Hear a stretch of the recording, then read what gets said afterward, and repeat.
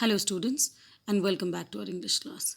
Dear students, today we are going to continue with the question answers of chapter 1, The Boy Who Broke the Bank.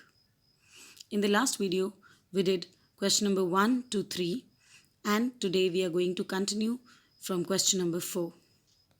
So let's begin understanding the text, answer these questions.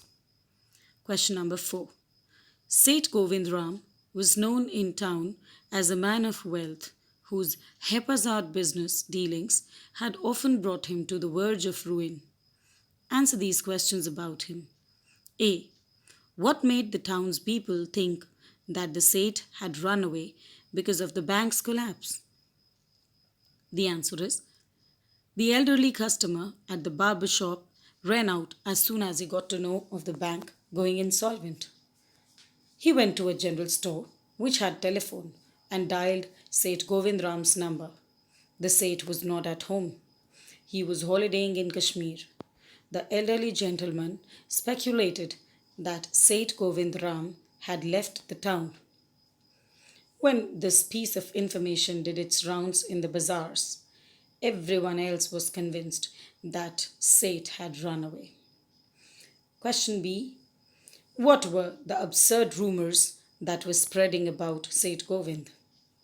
The answer is, among the absurd rumors that were spreading about the Seth, one was that he had fled the state. Others insisted that he had fled the country. Some believed that he was hiding somewhere close by, possibly within the town. Question number C. Do you think the Seth's reputation made the rumors easier to believe? Why? Yes, the Seth's reputation made the rumors easier to believe. This is because the Seth was known for his pleasure-loving attitude and careless business dealings. His frivolous ways made it difficult for the simple townsfolk to trust him entirely. Hence, a lot of them withdrew their money from the bank way ahead of the speculated crash. Question number 5 gives an extract. Everyone seems to have gone mad. Question A. Who said these words and why? The answer is a clerk at the bank, which has supposedly gone bankrupt, said these words over the telephone to a relative. The clerk said these words because he did not know anything about the alleged bankruptcy. He could not even understand why half the town was at the bank trying to take their money out. Question B. According to you, what incident in the story reflected the madness of the town at its peak? The answer is the incident of the entire town gathering at the bank and demanding their money, threatening to break in, reflects the madness of the town at its peak. Mischief makers who had no investment in the bank had also joined the crowd. When the manager tries to pacify them by declaring that the bank had plenty of money, nobody seemed to believe him. A few stones were hurled and the manager went inside, closing the iron grill gate. A brick smashed into the plate glass window which advertised the bank's assets. This frenzied mob was ultimately dispersed of by the timely police action. Question number 6. Read paras 24 and 30 again and answer these questions. So let's read question A. Do you think the town residents show any concern for workers like Nathu, the sweeper boy? How do you say so? The answer is no. The town residents did not show any concern for workers like Nathu, the sweeper boy. While the entire town protested against the bank going insolvent, everyone forgot about Nathu, whose delayed pay had led to the speculation in the first place.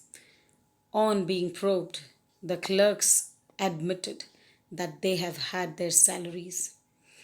It was a few of the part-time workers who were getting paid late. B. Who do you think will be more affected by the collapse of the bank? Businessmen like Seth Govindram or workers like Nathu?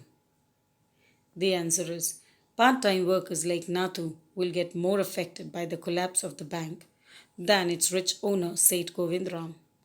If the bank did shut down eventually, workers like Nathu would possibly never get their dues or salaries. Now, the last question, the seventh one. In your opinion, who was truly responsible for breaking the bank?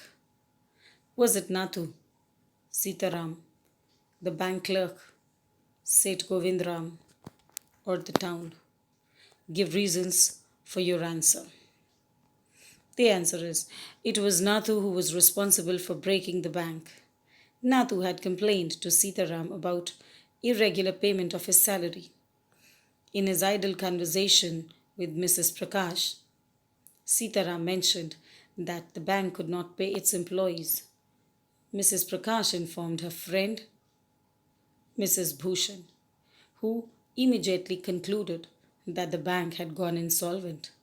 From Mrs. Bhushan, the rumor spread across the town like wildfire.